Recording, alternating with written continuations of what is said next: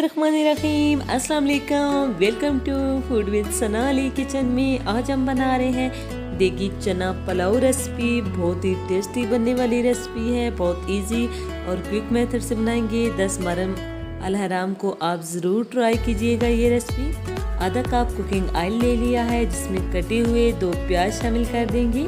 Medium size के प्याज लिए हमने और मीडियम फ्लेम पे हम इसे अच्छे से गोल्डन फ्राई कर लेंगे।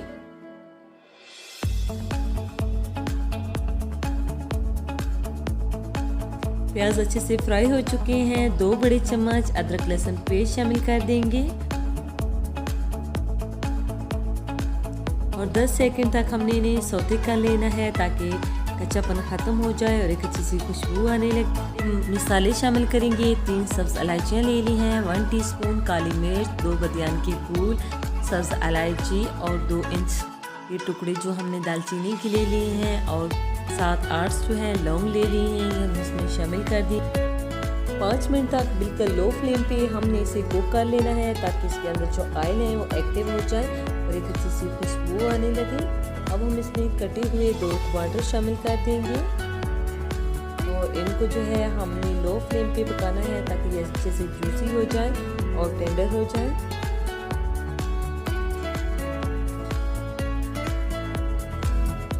और ये स्पाइसेस जाएंगे 1 टेबलस्पून नमक, 1 टीस्पून लाल मिर्च पीसी हुई, 1/4 टीस्पून हल्दी पाउडर, 1 टीस्पून खुश्क धनिया पाउडर, 1 टेबलस्पून बिरयानी मसाला, 1 टीस्पून ज़ीरा पाउडर, 1 टीस्पून गरम मसाला, 1/2 टीस्पून कुटी हुई लाल मिर्च। ये सब स्पाइसेस हम इसमें शामिल कर देंगे। टमाटर अच्छी तरह से जो है गल चुके हैं।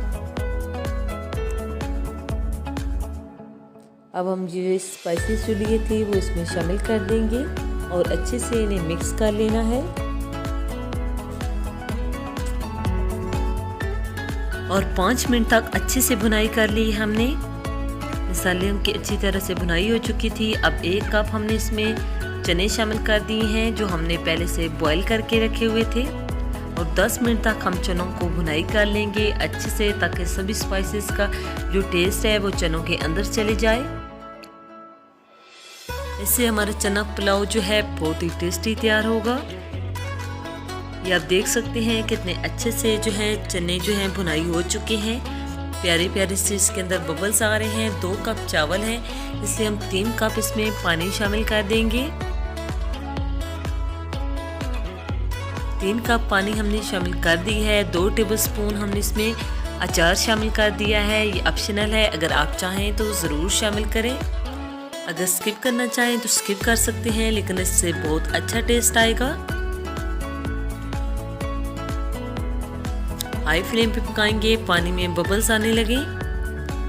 पानी अच्छी तरह से बॉईल हो चुका है। अब जो चावल हमने पहले से अच्छी तरह से धोकर भिगो के रखे हुए थे वो हम इसमें शामिल कर देंगे। पानी को हमने निकाल दिया है और चावल इसमें शामिल कर देंगे।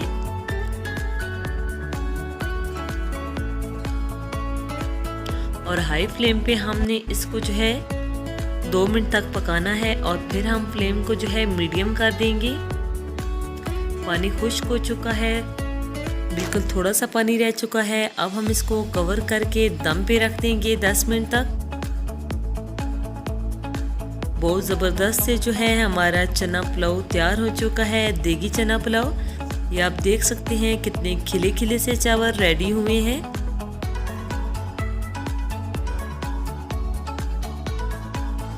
चावल अच्छी तरह खिले खिले नहीं बनते। जब आप इनको पहले ही चावल शामिल करते साथ ही इसको कवर कर देंगे तो चावल जो है खिले खिले नहीं बनेंगे, वो आपस में चिपकने लगेंगे।